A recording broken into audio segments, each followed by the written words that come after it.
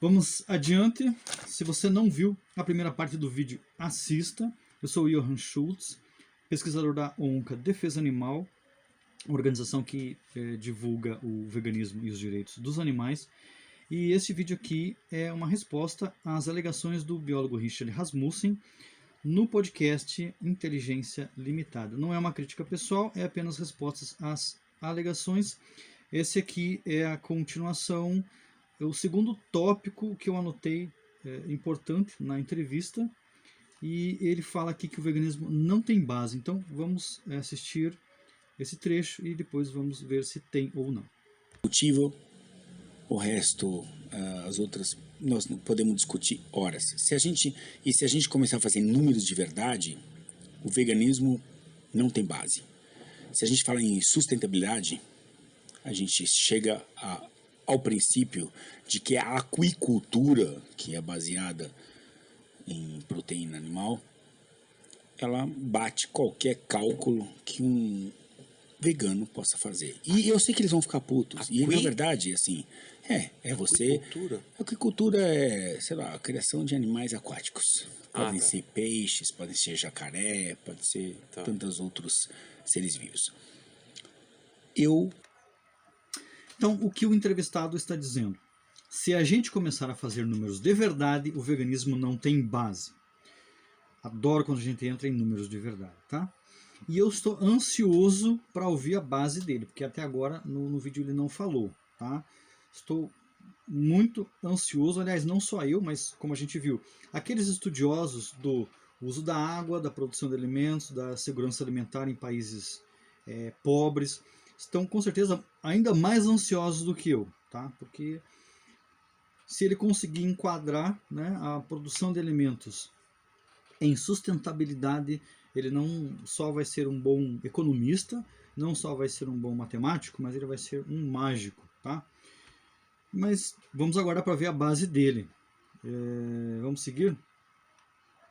Ele também fala, se a gente falar em sustentabilidade, a gente chega ao princípio de que a aquicultura, ele falando, que é baseada em proteína animal, ela bate qualquer cálculo que um vegano possa fazer, é o que ele está dizendo.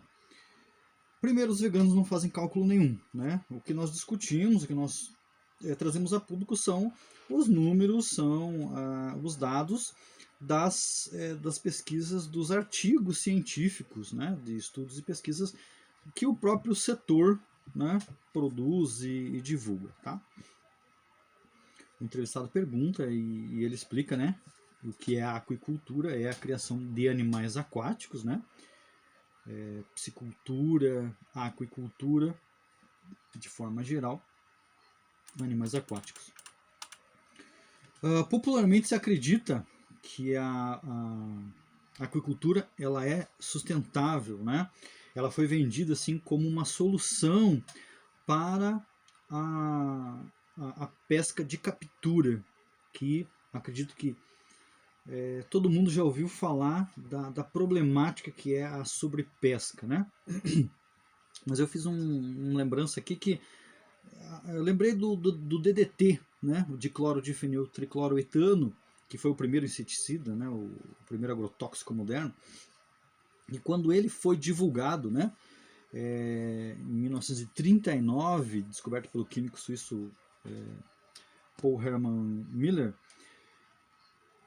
que recebeu o Prêmio Nobel de Fisiologia ou Medicina em 1948, porque se acreditava que o DDT agia contra os insetos, mas era inofensivo a plantas, a animais e ao ser humano. Mais tarde se descobriu que não era bem verdade, né? Ele acabou sendo banido de diversos países, inclusive do Brasil.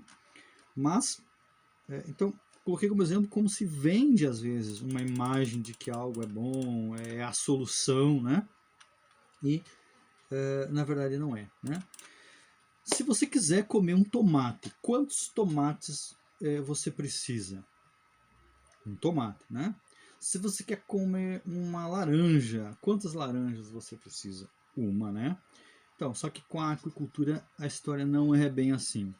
Eu já vou contar lá o final do filme, tá?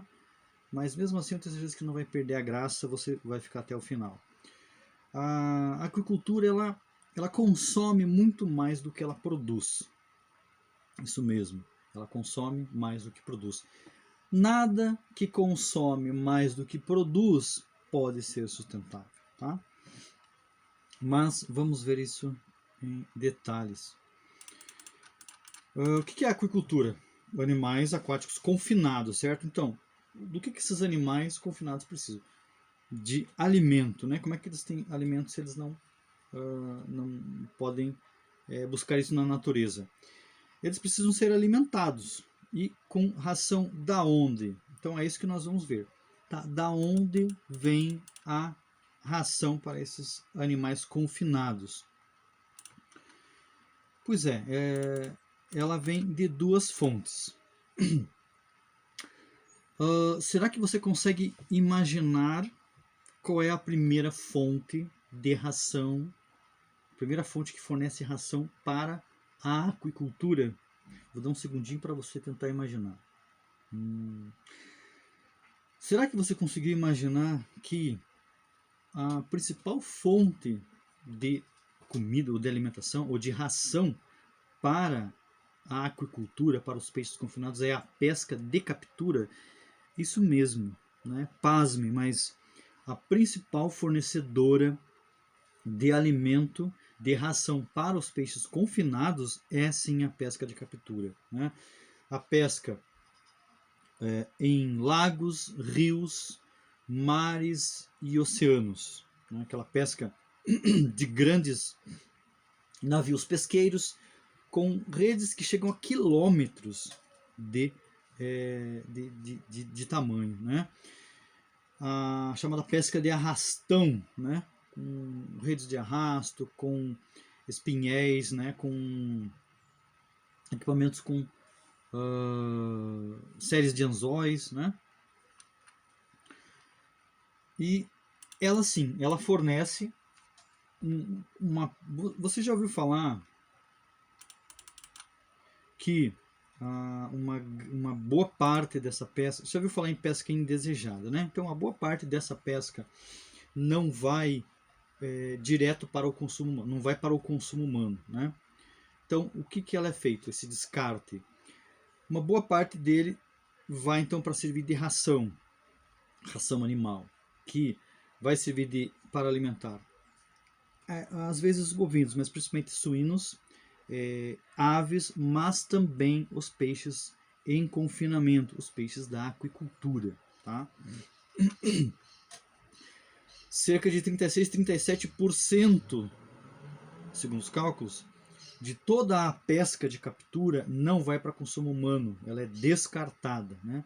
Essa porcentagem vai servir de ração. Então veja, é mais de 1/3 de toda a pesca de captura que não vai para consumo humano direto, que não vai para consumo humano, né? Ela é descartada e se torna principalmente ração animal, que vira não só ração para animais terrestres, mas ração para animais na aquicultura. E aliás, antes que alguém pense que talvez esses peixes descartados não fossem comestíveis aos seres humanos, não, eles são considerados que pelo menos 90% desses peixes elas teriam qualidade para consumo humano. Acontece que comercialmente é mais interessante muitas vezes para os pesqueiros destinar para a ração, porque às vezes uma empresa de ração paga mais do que uma distribuidora de carne de peixe, né? Então também é um engano dizer que todos esses peixes descartados eles não são de qualidade para consumo humano, né? E eu creio que todo mundo, mesmo qualquer leigo, já ouviu falar do problema da pesca de captura. Eu vou mencionar aqui só alguns dados. Esse aqui é material publicado pela ONCA, tá? Você pode baixar o e-book dele. Chama-se Soluções para os Grandes Desafios do Planeta. No nosso Instagram, @oncaanimal, ou pode solicitar para nós. Eu vou ler aqui só alguns dados para você ter uma ideia do impacto da pesca de captura.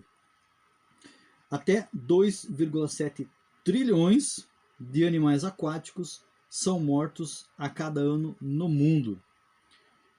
E até 160 bilhões de animais de fazendas de piscicultura ou aquicultura, que é o confinamento de animais aquáticos, são mortos a cada ano no mundo, segundo os dados oficiais, né? Então veja o alcance, né? A pesca de captura mata até 2,7 trilhões de animais aquáticos por ano no mundo. E a piscicultura até 160 bilhões de animais por ano. Então veja a necessidade, veja o impacto da pesca de captura e a necessidade da aquicultura. Voltando aqui, essa pesca de captura, creio que também muita gente ouviu, né, dos efeitos, que é a redução drástica, né, porque ela tem aumentado a cada ano e os cardumes não acompanham, né, a população de peixes não acompanha o ritmo da pesca. Então, se tem reduzido drasticamente cardumes de várias espécies e, inclusive, extinguido muitas espécies e alterado diversas habitats e ambientes aquáticos, né, devido ao efeito da sobrepesca.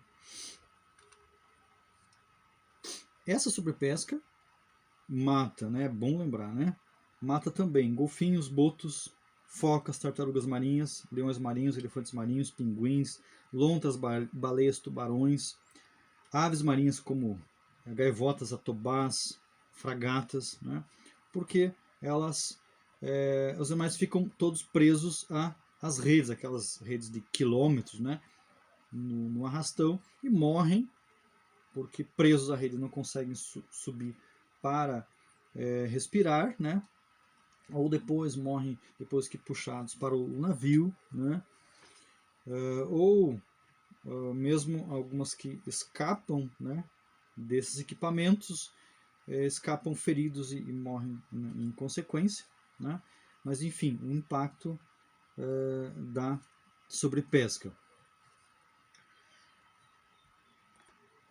Então, na verdade, a aquicultura, que se pensava como uma solução para o problema da sobrepesca, da pesca intensiva, né, que matava todos esses animais, porque aí você não precisa ir, né, para o rio, para o oceano, para pescar, você confina os animais. Na verdade, é um engano, né, porque ela não sobrevive, ela é extremamente dependente da pesca de captura. Alguém pode perguntar, mas não há meios de outras fontes para se produzir essa ração? Os estudos mostraram que já se tentou produzir ração de fontes terrestres, né, mas o que aconteceu? Quando isso foi feito, né, por longos anos, né, se tentou isso, mas as fontes terrestres, elas acabam necessitando de um aumento de 5 vezes mais do que as que a pesca de captura fornece, né? Ou seja, se tornou ainda mais inviável, se é que a pesca de captura é viável, né? Que também não é, né? Então, ou seja, se voltou a utilizar da pesca de captura. Então, a aquicultura não vive sem a pesca de captura, sem a pesca intensiva. A aquicultura é dependente da pesca de captura. Tá? Apenas, vou dar um exemplo aqui, esse aqui também é uma publicação da ONCA, se chama Vidas, Não Coisas. Olha esse dado aqui. Em se tratando apenas de redes, linhas e anzóis perdidos ou jogados fora, apenas no Brasil, matam mais de 25 milhões de animais por ano, apenas no Brasil. Que matam tartarugas, golfinhos, botos, focas, aves aquáticas, etc. Né? Então, para ver o impacto da pesca de captura, que a aquicultura não resolve. Ao contrário, ela pressiona ainda mais a pesca intensiva. Observe o que diz esse relatório, veja que interessante.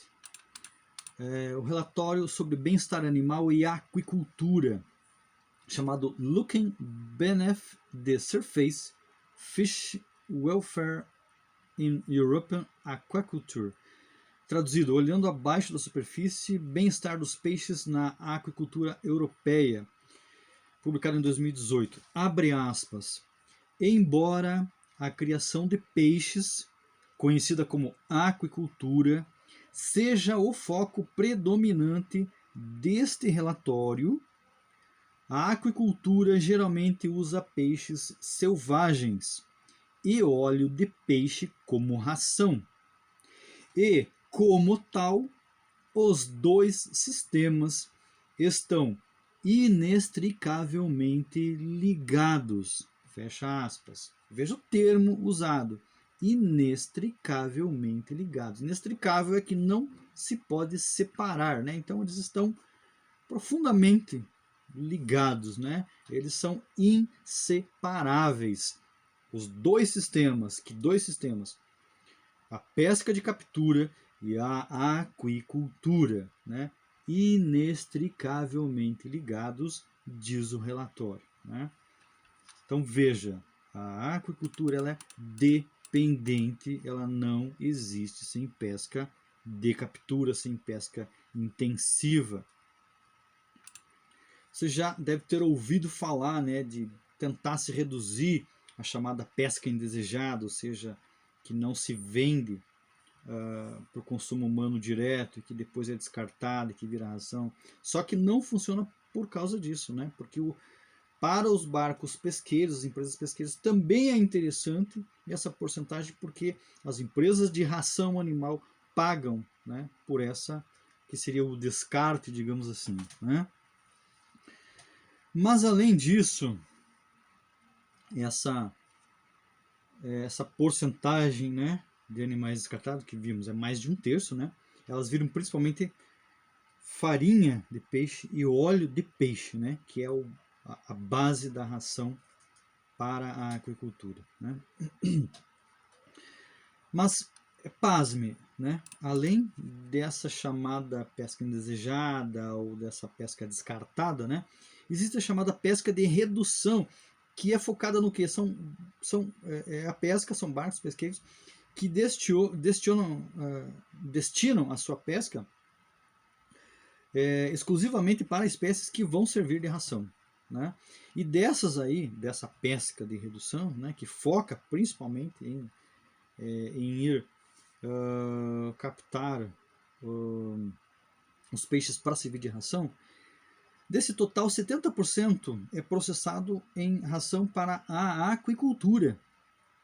E só os 30% restantes vão para outras rações, vão para rações animais, suplemento e cosméticos, né? Então você veja que 70% dessa pesca de redução vai para a aquicultura.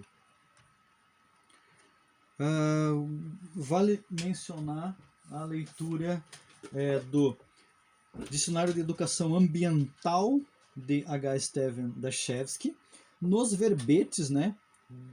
Rede de pesca, rede de arrasto, pesca, né? De forma geral, essa temática. E também leitura indispensável nesse tema, A Ética da Alimentação, de Peter Singer e Jim Mason. Ele vai falar aqui de animais terrestres, né? Mas inclusive vai entrar também e falar bastante sobre o sistema da pesca de captura como da aquicultura. Então, indispensável a leitura para se entender um pouco mais sobre isso. Tá, então você viu que uma das fontes que serve de ração para a aquicultura é a pesca de captura, e a outra? Será que você consegue imaginar? E agora? Bom, pasme. uma das fontes de ração para a aquicultura é a própria aquicultura. Isso mesmo, sim. Se criam, se confinam, se alimentam peixes para servir de ração para outros peixes confinados. Então, a própria aquicultura cria peixes para servir de ração para outros peixes confinados. Então, não bastasse, né, se utilizar dos peixes capturados da natureza, também é necessário se criar animais para alimentar a aquicultura.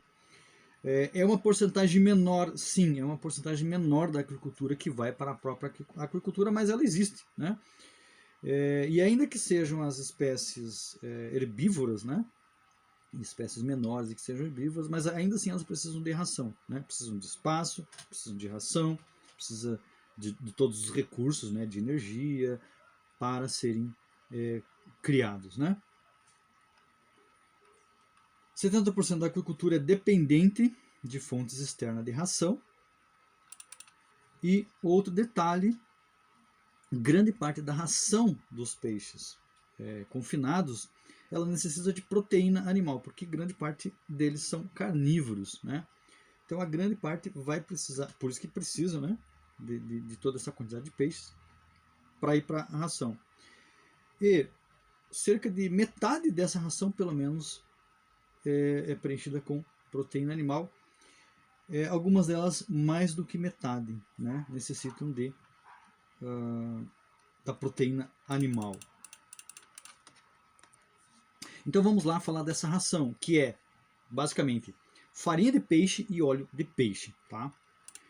Segundo o jornal acadêmico Fisheries Sciences, para produzir, você está sentado, espero que esteja, porque, né, se segura.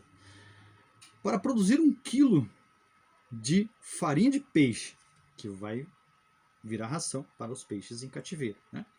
Para produzir 1 quilo de farinha de peixe, são necessários 4 a 6 quilos de peixes selvagens inteiros. É isso mesmo, tá?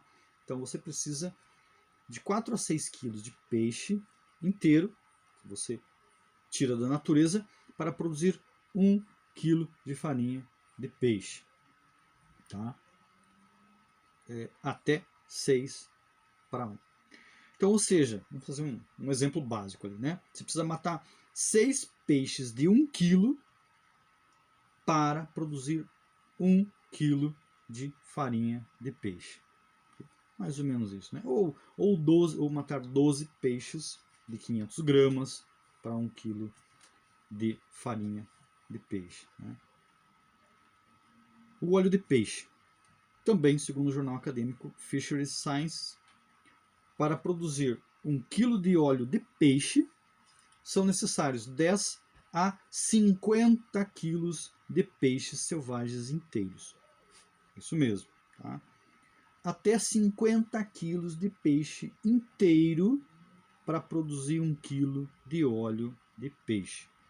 Ou seja, matar, um exemplo, né? Matar 50 peixes de 1 kg para produzir 1 kg de óleo de peixe. Parece sustentável isso?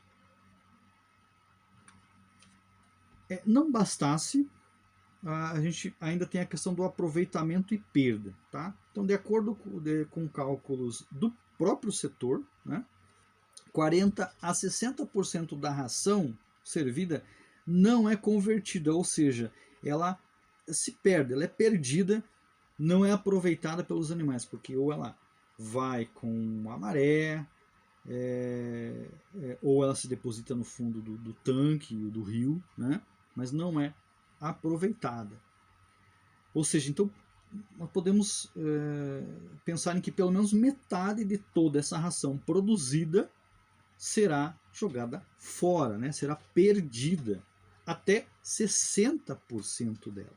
Né? E agora eu vou usar alguns exemplos, né? Para não me delongar, eu destaquei algumas espécies que são mais vendidas, mais procuradas. Tá? Vamos começar com o bacalhau, que é muito consumido no Natal, Páscoa, Semana Santa, Sexta-feira Santa, Quaresma, Quarta-feira de Cinzas e nos restaurantes, né, de pratos requintados, né? Então vamos lá, são necessários, para o bacalhau, são necessários 5 a 10 quilos de peixes selvagens para produzir 1 quilo de bacalhau, tá? Então, para o bacalhau chegar, por exemplo, a 1 quilo, ele precisou consumir até 10 quilos de peixes selvagens. Continuando. Ou seja, para ele chegar a 1 quilo, ele precisa comer 10 quilos de outros peixes. Mas não é só isso. São necessários 3,2 quilos de bacalhau inteiro para produzir 1 quilo de filé de bacalhau. É isso mesmo, tá? Então são necessários 3,2 quilos de bacalhau inteiro para produzir 1 quilo de filé de bacalhau. Por quê? Porque essas diferenças estão relacionadas ao tamanho da cabeça, quantidade de vísceras, espinha, pele, etc. Né? Você não come o peixe inteiro, né? Você descarta partes, né? Mas também não para por aí. A porção comestível do bacalhau é baixa, tá? Então, como a porção comestível é baixa, né? É de cerca de, veja, 27% a porção comestível do bacalhau, né? Com essa porcentagem, então, são necessários, por exemplo, 4 bacalhaus de 1 quilo para produzir 1 quilo de filé de bacalhau. Isso mesmo, né? Você precisa de 4 peixes abatidos, né? 4 bacalhaus de 1 quilo para ter 1 quilo de filé de bacalhau. Tá? Será que isso parece sustentável? Você tem que criar, alimentar, abater 4 bacalhaus para ter 4 bacalhaus de 1 quilo, né? Ele tem que chegar a 1 quilo, para ter apenas 1 quilo de filé de bacalhau. Né? Então, você não está comendo ali um peixe, né? Você precisou de 4 peixes para aquele quilo do filé. Vamos para o salmão. Salmão também consumido em pratos orientais, sushi, sashimi, carpaccio, entre outros, né? Também é usado muito marketing em cima como uma opção de proteína saudável, porque possui ômega 3, etc, né? Vamos lá, são necessários 5 a 11 quilos de peixes selvagens para produzir 1 quilo de salmão. Até 11 quilos de peixes selvagens para produzir 1 quilo de salmão. E o salmão de cativeiro leva até 3 anos para ser abatido. Além disso, até 20% dos salmões confinados morrem devido a problemas do confinamento, né? Assim sendo, são necessários 2 salmões de 1 quilo para produzir 1 quilo de filé de salmão. Então, tem que ter 2 salmões para você ter 1 quilo de salmão, né? 2 salmões de 1 quilo, né? Mais uma vez, você tem que criar, alimentar, abater 2 para você comer 1. Né? O atum, que é também consumido em pratos orientais, também vendido como carne saudável, né? O atum ele é um desperdício escancarado, né? O atum não tem como disfarçar, né? A taxa de conversão alimentar, né, como é chamado, dele é uma das mais baixas, né? Pasme. São necessários até 26 quilos de ração para produzir um único quilo de atum. Até 26 quilos de ração para produzir um único quilo de atum. Que, né, é alimentado por 2 anos até ser abatido, né? E agora vamos para a tilápia, que é considerada a salvação da piscicultura, porque é a espécie mais economicamente viável, né? Olha, para você ter uma ideia, no Brasil, né, 67,5% da produção total de aquicultura é de tilápia, né? Então, veja bem, quase 68% de toda a produção de peixes no Brasil é de tilápia. 84,8%, praticamente 85%, né, da produção de peixes no Brasil são de apenas duas espécies, tilápia e tambaqui, sendo a tilápia 67% da produção total, né? Pois é, então agora você descobriu que aqueles 20 tipos de peixes, né, vendidos lá no supermercado são todos tilápia, né? Então, claro que eu estou brincando que tem outras espécies, mas é sabido, né, os órgãos do consumidor, vez ou outra, sempre estão avisando, né, que muitas vezes se come tilápia vendido como outro peixe, né? Ou seja, a aquicultura não é esse milagre econômico, né? Não é esse paraíso da produção de alimentos, né? Essa promessa de que é a solução alimentar, que você pode colocar qualquer espécie que você quiser e que vai dar, né? Não é bem assim, né? Vamos lá. São necessários até mais de 2 kg de ração para produzir 1 kg de tilápia. Como já dito, a ração de tilápia exige farinha de peixe, óleo de peixe, mas também farelo de soja, óleo de soja, farelo de trigo, milho integral moído, etc. Né?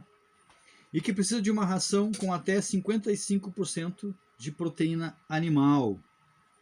E precisa ser alimentada por até 6 a 8 meses até ser abatida. A criação de tilápias também tem uma perda de até 20%, né, de mortalidade. Mas é um peixe com bastante desperdício individual também. Tá? Os chamados resíduos, né, resultantes da filetagem da tilápia representam 70% do peso total do peixe inteiro, né? Ou seja, somente 30% em média é a porção aproveitável da tilápia. O resto é descartado, 70% é descartado, né? 30%. Deixa eu voltar aqui. 30% é a porção aproveitável e 70% é a descartada, né? Que é a espinha, cabeça, pele, etc. Então, ou seja, são necessários 3 kg de tilápia inteira para produzir 1 kg de filé de tilápia. Como o aproveitamento da tilápia é de apenas 30%, há números até mais baixos, 25%, 28%, né? Mas a média de 30% de aproveitamento significa que é necessário criar e abater 4 tilápias de 1 kg para produzir 1 kg de filé de tilápia, 4 por 1. Né? Ou seja, mais uma vez, você precisa produzir mais animais do que você vai fornecer. Né? Então aqui, um exemplo bem claro, né? 4 tilápias de 1 kg para obter apenas 1 kg de filé de tilápia. Será que isso é sustentável, né? Será que se eu dissesse lá na minha fazenda, né, que para eu produzir uma caixa de laranja, eu preciso de 2 caixas de laranja e mais uma caixa de maçãs, você diria que isso é sustentável? Pois a aquicultura é assim, né?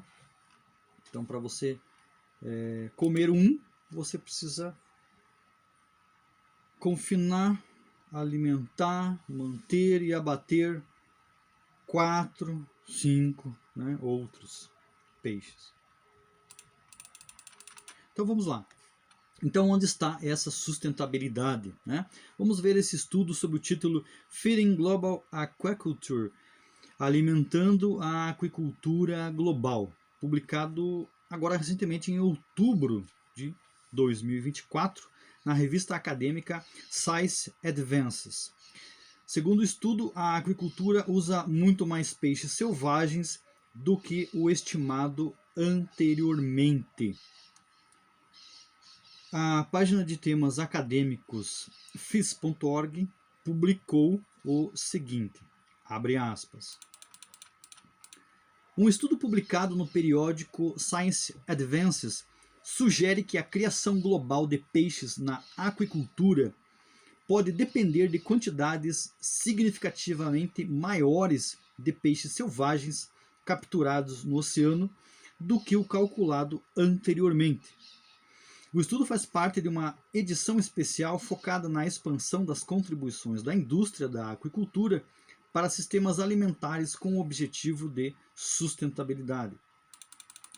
A pesquisa é liderada por uma equipe internacional de cientistas da Escola Rosenstiel de Ciências Marinhas, Atmosféricas e da Terra da Universidade de Miami, Oceana, uma empresa de ração, e Universidade de Nova York, fornece uma reavaliação da proporção entrada de peixe, saída de peixe. A abreviatura do inglês é FIFO, F-I-F-O, para a aquicultura alimentada globalmente. Uma métrica-chave usada para avaliar a eficiência e a sustentabilidade da aquicultura. Preste atenção.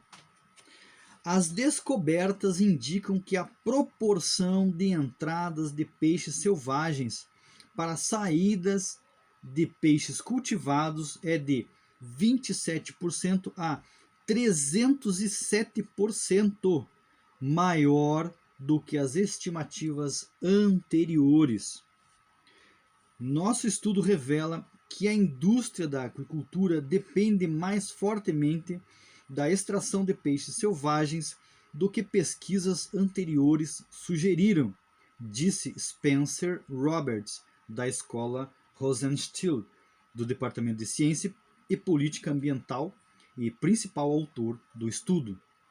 A abordagem da equipe de pesquisa incluiu a contabilização de fontes anteriormente negligenciadas de peixes selvagens na ração da aquicultura, como aparas e subprodutos de peixes capturados na natureza. Eles também incorporaram a mortalidade colateral por pesca, incluindo slipping, uma prática em que a captura indesejada é liberada, mas uma grande parte dos animais geralmente não sobrevive. Abrir um parênteses, né?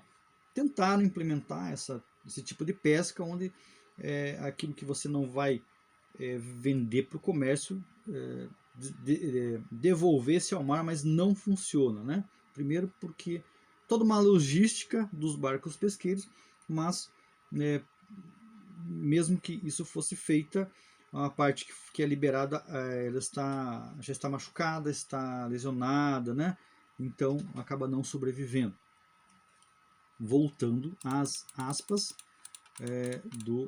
da matéria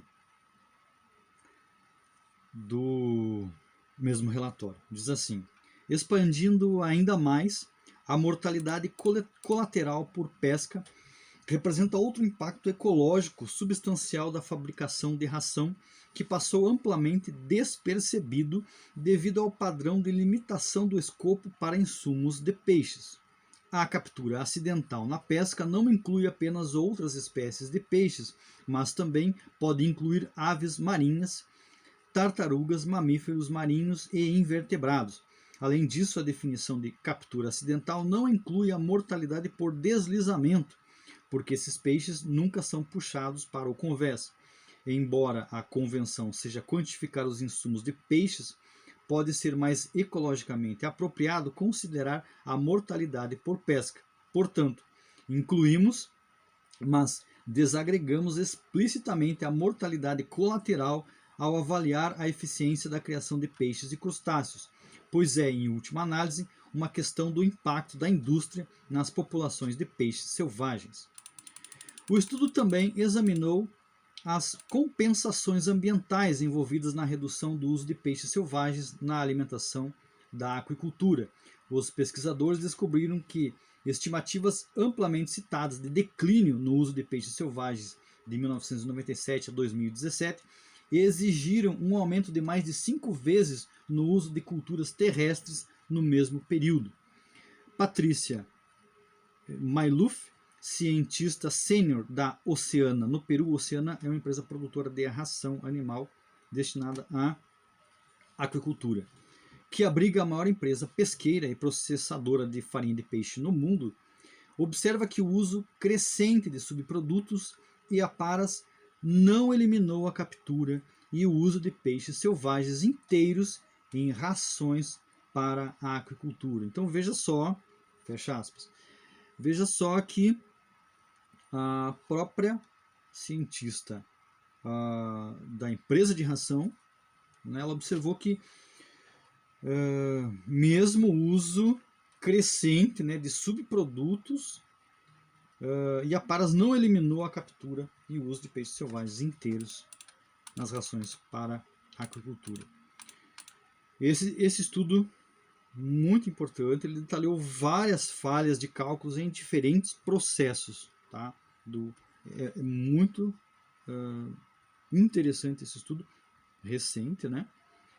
E que mostra aí que aqueles números, né, que se tinha da pesca de captura está muito defasado, né? Não se calcula, e inclusive da quantidade que iria para a ração da aquicultura estava muito defasado, em até 307%, né, defasado. O professor Nicholas Outa, da Mazzeno University, diz, abre aspas, usar farinha de peixe para produzir peixes na aquicultura é insustentável, tornando a aquicultura uma pesca de captura disfarçada. Que brilhante definição para a aquicultura, perfeita. Né? Então, ele chamou a aquicultura de pesca de captura disfarçada. É a melhor definição que nós temos para a aquicultura, porque ela é isso, né? Ela é simplesmente pesca de captura disfarçada. Some essa definição, né, perfeita de aquicultura, com essa matéria publicada pela Feed Strategy, publicada em 2022. A matéria diz: estudo diz que a aquicultura consome mais peixes do que produz. E ela fala sobre um estudo da Universidade de Cambridge, dirigido por David Miller, pesquisador do Departamento de Zoologia da Universidade de Cambridge. O estudo diz que a aquicultura pode ser tão nociva ou ainda pior do que o consumo de pesca de captura quanto à sustentabilidade. Outro estudo dirigido por Samuel Jacob Files, da Swansea University, e publicado em 2022, diz, abre aspas, atualmente as rações para a aquicultura são insustentáveis, com muitos impactos ambientais negativos, fecha aspas. O empreendedor em negócios de sustentabilidade Jason Drill disse ao jornal Financial Times, abre aspas, a aquicultura é insustentável. Você tem que tirar 2 peixes do mar para tirar 1 de uma fazenda de peixes, fecha aspas. Também o artigo publicado em 2023 na revista acadêmica Canadian Family Physician diz, abre aspas, foi estimado que os estoques mundiais de peixes atingiram o pico em 2000 e que a pesca pode entrar em colapso até 2050, se as tendências continuarem. Da mesma forma, a piscicultura é insustentável com as práticas atuais. Fecha aspas. Pois é, então você viu que a mortalidade não está totalmente contabilizada na fabricação de rações, não é? Pois é. Então tem uma parte da contabilidade que nem sequer entra aí, uma parte da mortalidade que nem sequer entra nesse cálculo. Quando você confina animais, o que acontece? Não sei se você sabe, mas pecuaristas pagam caçadores para matar gaviões, raposas, onças, etc. Por quê? Animais concentrados e confinados atraem predadores. Na aquicultura acontece a mesma coisa. Peixes concentrados e confinados, eles fazem parte de um meio. Eles estão inseridos no meio. Atraem predadores. O que é que a aquicultura faz? Bom, são os chamados métodos de controle de predadores, próprios para fazendas de peixes, né? Os métodos de controle de predadores são chamados métodos letais e não letais. Pois bem, controle letal, armadilhas. Uso de armadilhas para capturar predadores como aves e mamíferos. Isso mesmo, né? A aquicultura ela se utiliza de armadilhas para matar esses animais que seriam predadores desses peixes. Pesca e caça. Captura de animais possíveis predadores que possam invadir a área da fazenda. Então, geralmente é feita a pesca ou caça desses animais, ou se contrata gente para fazer, né? Destruição de ninhos. Remoção de ninhos de aves predadoras nas proximidades. Muitas dessas aves pescam, né? E vem ali uma oportunidade mais fácil, né? Uso de veneno, isso também, né? Não bastasse tudo, isso também. Em alguns casos, venenos específicos podem ser utilizados. A matéria diz que deve ser feito com cautela, blá, blá, blá, mas é utilizado. Para citar apenas um exemplo, né, desses métodos, eu anotei aqui um estudo científico na Escócia que mostrou que mais de 1.500 focas foram mortas a tiros na Escócia, né, num período de 4 anos. Elas são mortas sob licença do governo escocês por pescadores de salmão e piscicultores, né, para impedi-las de comer peixe. Centenas de focas abatidas ao longo da costa da Escócia estavam prenhes ou amamentando seus filhotes.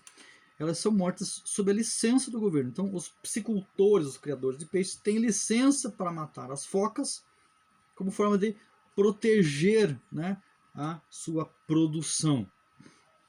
Um estudo feito por cientistas do Royal College da Escócia, da Universidade de Edimburgo e da Universidade de Bristol descobriu que mais de 1/3 das focas mortas enviadas para análises estavam prenhes. Muitas outras foram baleadas na época do ano em que estariam criando filhotes, e algumas foram baleadas de maneira que não as teriam matado imediatamente. É provável que outras focas abatidas e não recuperadas também estivessem prenhes. Harry Houghton, diretor de uma instituição escocesa de bem-estar animal, disse: a matança contínua de focas pela indústria pesqueira é uma questão séria de bem-estar. A maioria das focas está sendo morta a tiros enquanto estão na água, uma prática desumana, dado o risco de ferimentos e morte prolongada. Também estamos particularmente preocupados com a matança de fêmeas prenhes e lactantes. John Robbins, secretário de uma organização de proteção animal na Escócia, disse: quando você compra salmão de viveiro escocês, mesmo salmão de viveiro escocês endossado pela RSPCA, você paga por balas para atirar em focas. Organizações de defesa animal lutam para tornar mais rígidas leis para reduzir essa matança. Então, ele está dizendo que mesmo o salmão, que tem ali o selo da RSPCA, que é uma organização de proteção animal da Escócia, mesmo esses, né, você está pagando por balas para atirar em focas. Uma organização flagrou em vídeo um atirador baleando focas, né? Essa é uma imagem congelada do vídeo. Essas são algumas imagens das focas abatidas.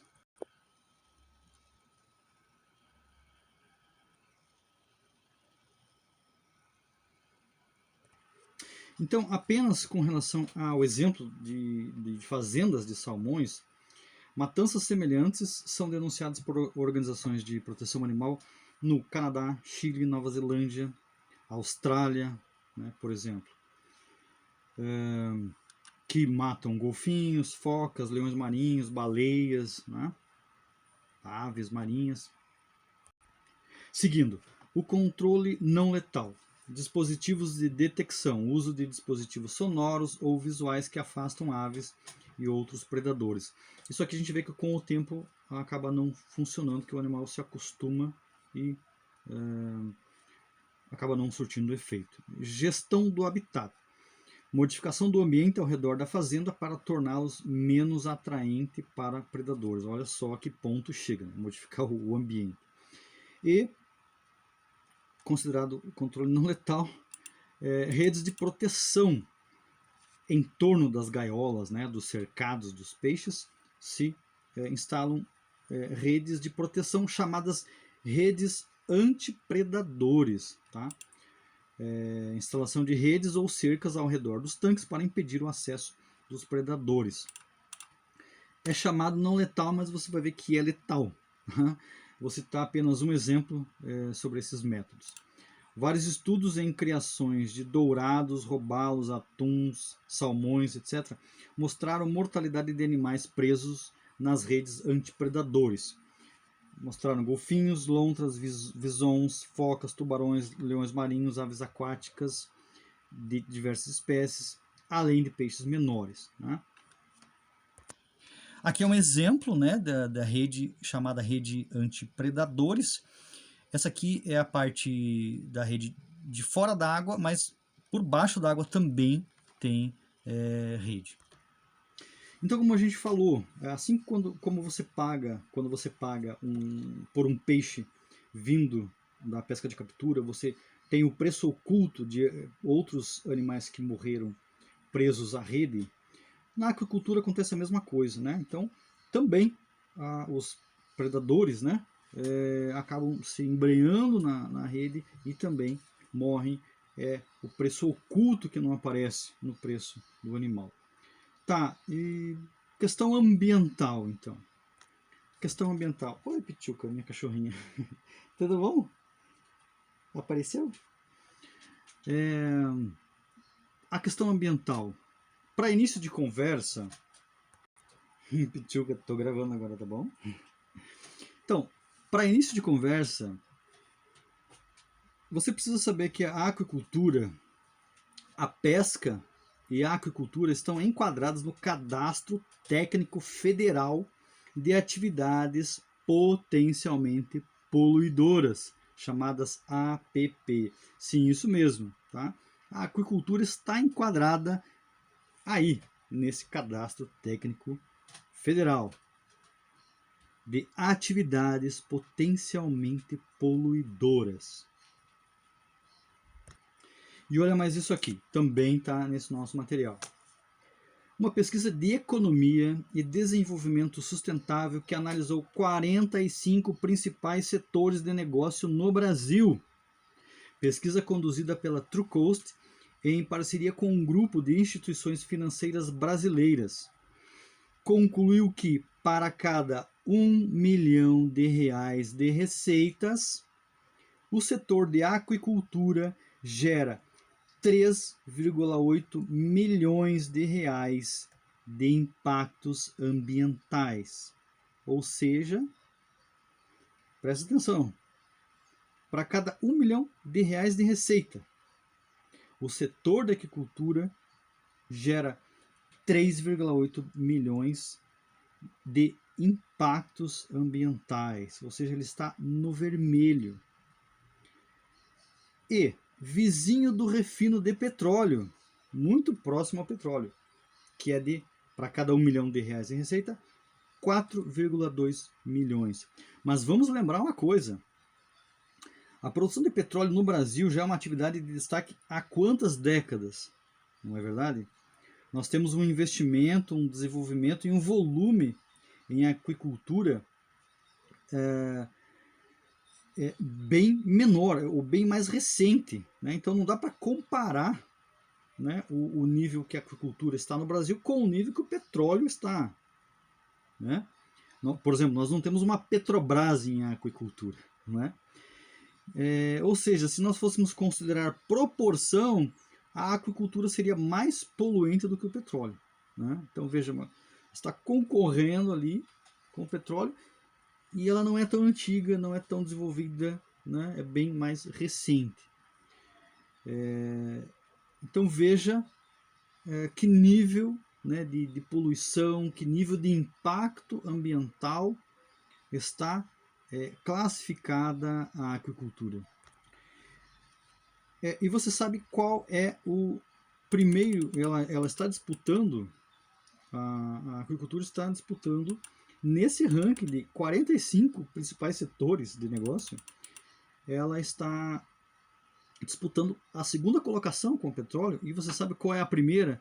É a pecuária, a criação de animais terrestres. Tá? Então, portanto, a criação de animais está numa lista de 45 principais segmentos econômicos, né?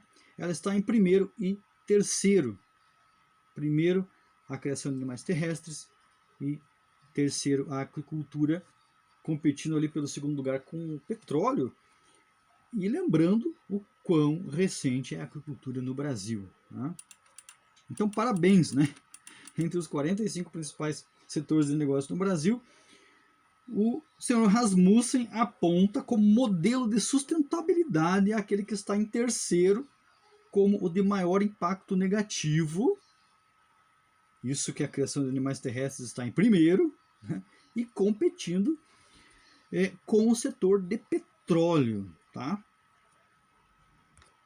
Então, olha, eu estou até pulando anotações aqui porque eu não quero delongar muito o vídeo, né? Mas veja só essa publicação no website da ONU sobre um relatório feito pela Universidade de York, que avaliou a qualidade da água em diferentes países.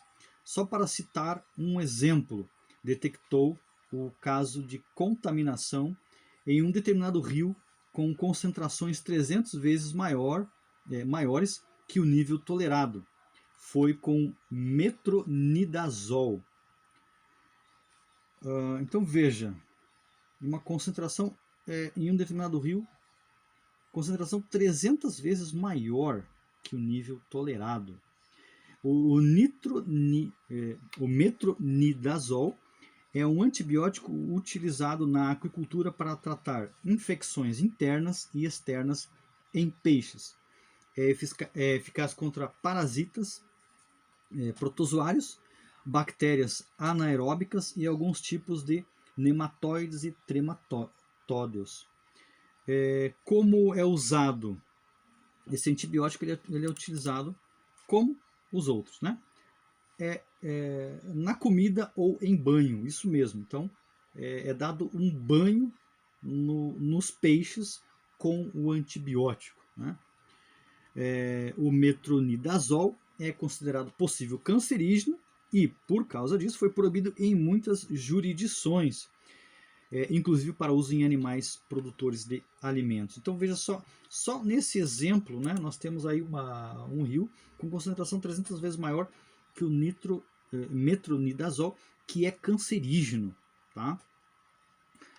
E detalhe, segundo a OMS, nós já sabemos que 70% até 80% do uso global de antibióticos está na criação de animais. É isso mesmo. Os laboratórios farmacêuticos, eles produzem antibióticos, não é para o ser humano.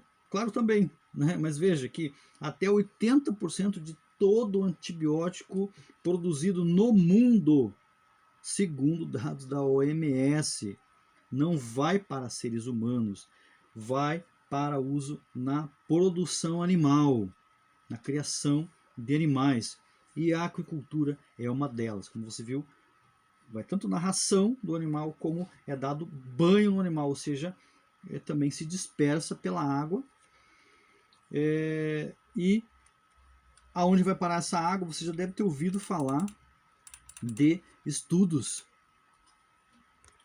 que encontraram resíduos de antibióticos na água doméstica que sai da torneira. Pois é, você sabe de onde vem a água da sua torneira? Você consegue imaginar? Pois é, se não te contaram, vem dos rios.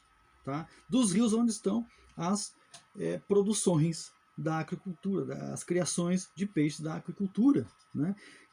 De peixes que estão sendo banhados em antibióticos. Né? Também na ração, que metade se perde e fica no rio. Né? Então, é isso que tá vindo parar na sua torneira. Tá? É isso. Alguns dos agentes antimicrobianos, né, os antibióticos, utilizados na aquicultura, amoxicilina, ampicilina, cloranfenicol, florfenicol, eritromicina, tetraciclina. Eu vou parar porque a lista é gigante, tá?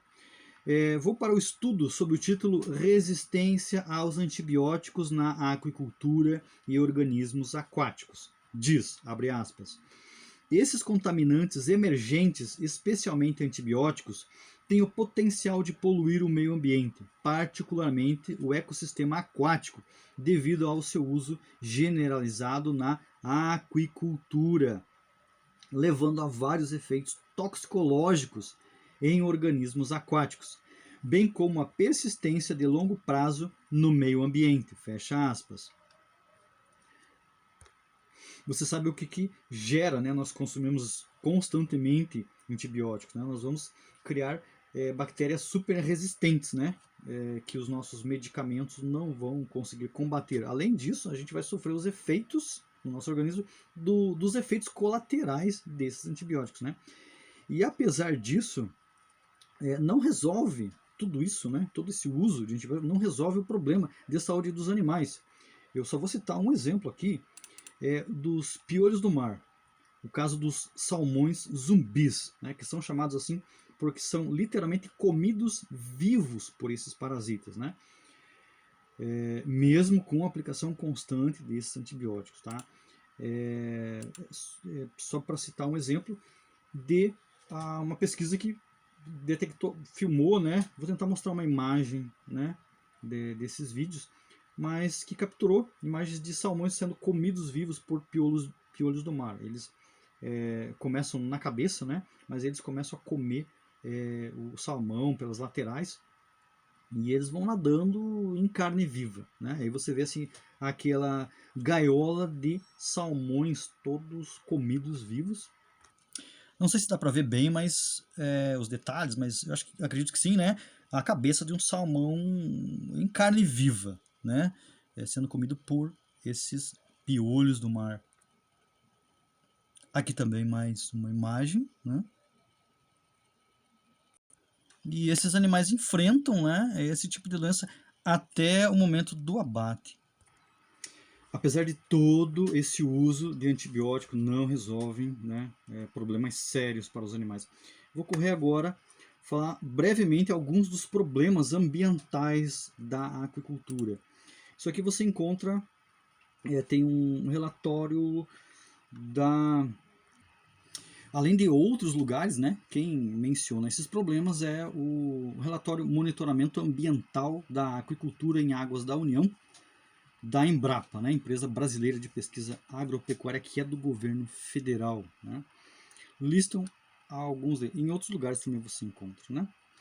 Qualidade da água, alimento não consumido e fezes dos peixes. Resulta na redução ou perda de oxigênio da água, liberação de gases tóxicos, multiplicação de micro-organismos, etc.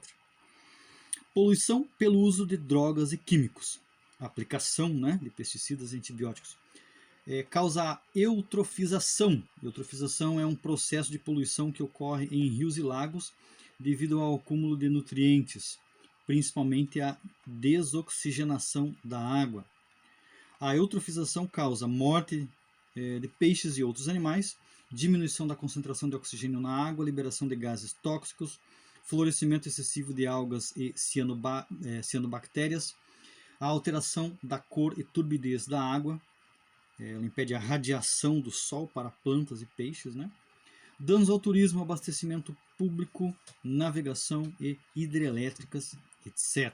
Então veja o caos, né? Em certos sistemas, o abate e a evisceração ocorrem nas margens ou ainda os descartes são feitos nas margens, né? Descarte dessa matéria orgânica diretamente na água com atração de animais e poluição olfativa, né? Então cheira mal, né? Os impactos ambientais, desvios de riachos, interrupção de maré, degradação costeira, emissões de gases do efeito estufa, que aliás, segundo o relatório, eles são bastante subcontabilizados. Os impactos biológicos, medidas de controles de predadores, que a gente já mencionou, né? Mortes na fauna nativa e redução da biodiversidade, ou seja, chega a extinguir espécies, né? A infraestrutura, ela provoca obstrução da fauna nativa com impacto na biodiversidade. Propriamente, né, de peixes e animais, acontece o escape de indivíduos, no caso de indivíduos nativos, interação com população, no caso, né, desse escape de indivíduos, acontece a interação com populações nativas, com sérias consequências, né? Por exemplo, a transmissão de patógenos, né?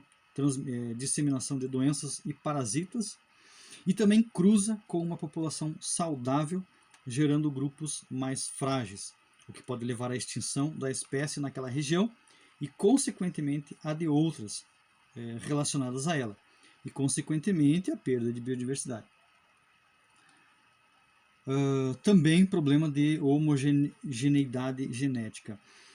Isso aqui é muito sério, né? Porque esses indivíduos escapam das gaiolas, indivíduos que são criados em confinamento, já à base desses antibióticos, que já desenvolvem, né, os problemas do confinamento.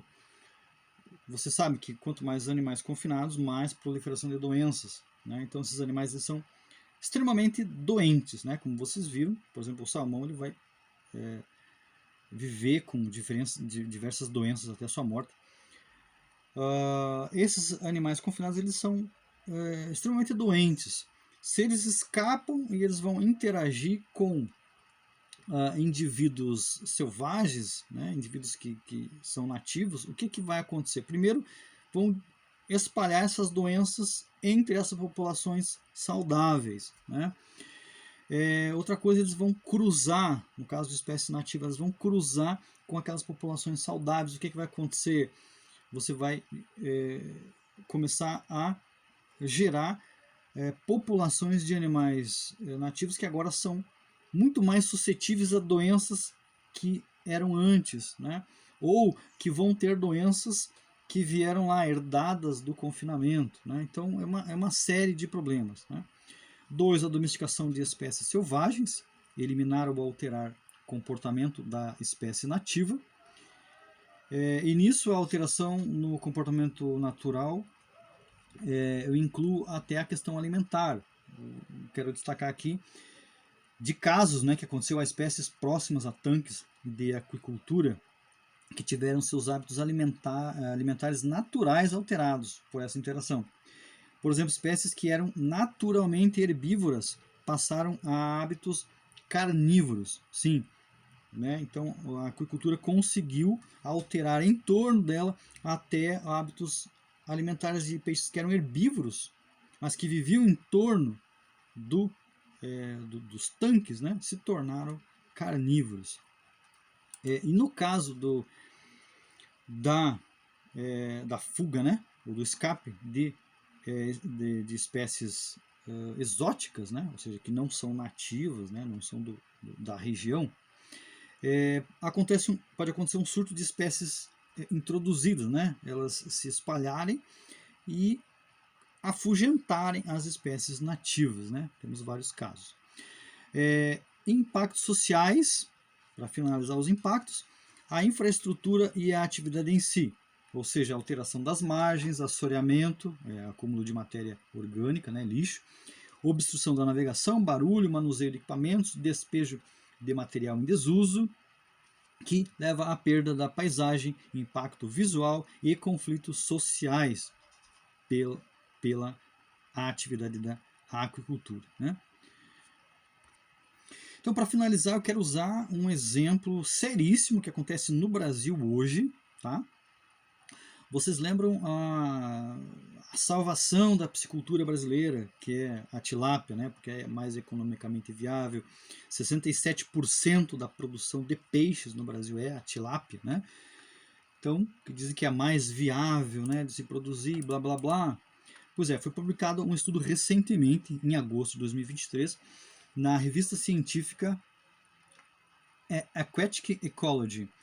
Pesquisadores brasileiros de 11 instituições participaram da pesquisa, que mostrou que a tilápia, um peixe exótico de água doce, está se espalhando pelas águas do país. Ele é natural da África, tá? Não deveria estar aqui, né? Imagine o impacto que ele vai causar solto, né? O estudo aponta que foram registradas 19 invasões em áreas diferentes do Brasil. Por que isso é preocupante? Porque a tilápia compete com espécies nativas por recursos, alimentos e espaço. E não bastasse um fato agravante, a tilápia está conseguindo se adaptar a ambientes, inclusive de águas salgadas. Isso mesmo, um peixe de água doce, ele escapou e foi não apenas invadir áreas de água doce, mas sobreviveu e se adaptou em águas salgadas, né? Ela não se espalhou apenas pelos rios. E temos registros que vão desde Maranhão até Santa Catarina, passando por Espírito Santo, São Paulo e Rio de Janeiro. Detectamos que esses casos não eram isolados, abre aspas, detectamos que esses casos não eram isolados, o que consideramos preocupante, disse a ecóloga Ana Clara Sampaio Franco, da Universidade de Girona, na Espanha, que liderou a pesquisa. De acordo com Jean Vitoli, coordenador do estudo e professor de ecologia do Departamento de Engenharia Ambiental da Universidade Federal do Paraná, a tilápia é um bicho territorialista. Ela pode predar vários organismos, desde peixinhos até camarões, crustáceos e corais. Ele também alerta para a invasão, inclusive, que a invasão inclusive pode causar até a extinção de algumas espécies, além da introdução de doenças, como já falamos, né? E veja o que afirma Almir Cúnico, diretor em Ecologia de Ambientes Aquáticos Continentais e coordenador do Laboratório de Ecologia, Pesca e Ictiologia da UTFPR.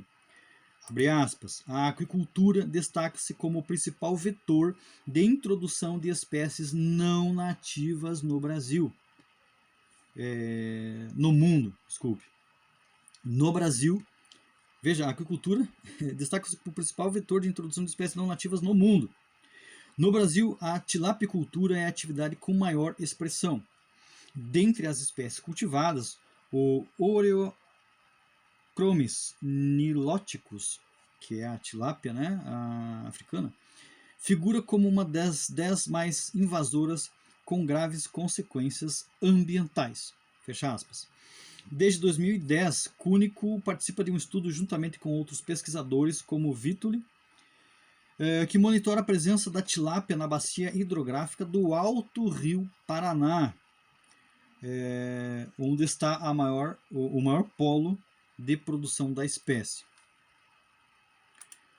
Para se ter uma ideia de como o peixe já se espalhou na bacia do Alto Paraná, observou-se em 5 anos um aumento de 1.500% na captura de tilápias nos riachos da região. Um peixe que não deveria nem estar aqui, não deveria estar no Brasil, não deveria estar aqui na América do Sul. Escapou espalhou-se, escapou da aquicultura, espalhou-se e hoje só na bacia do Alto Paraná ele tem um aumento de 1.500% somente na captura da tilápia, né? Para os pesquisadores, esse crescimento está diretamente relacionado ao salto na produção em tanques, onde esses peixes deveriam estar confinados. A ecóloga Ana Clara deu o exemplo de como mesmo uma espécie nativa pode impactar, como o que aconteceu no Panamá, com a introdução do tucunaré em outras bacias. Houve extinção de várias espécies nativas. Naquele país, inclusive, detectou-se o aumento da malária, já que o tucunaré, que foi introduzido, né, deu cabo do peixe que comia as larvas do mosquito transmissor da doença. O professor Jean Vitoli, da Universidade Federal do Paraná, diz, abre aspas, a questão ambiental dos possíveis impactos negativos da aquicultura sobre os ecossistemas naturais está sendo ignorada de diversas formas. Ninguém pensa no custo ambiental. Fecha aspas. Trechos, né, de matéria de O Povo, de 18 de dezembro de 2024, e da website Mongabay, de 29 de fevereiro de 2024. Vou encerrando por aqui essa parte. Foi útil para você esse vídeo. Assista a próxima parte, que vai tratar de outro tópico. Também compartilhe, né? Se tem um elogio, uma crítica, quer corrigir alguma informação, deixe nos comentários abaixo. Se você tem ainda alguma dúvida, se quer receber algum desses materiais que foram mencionados, entre em contato diretamente com a gente pelo @oncaanimal no nosso Instagram, tá? E vamos para a parte seguinte.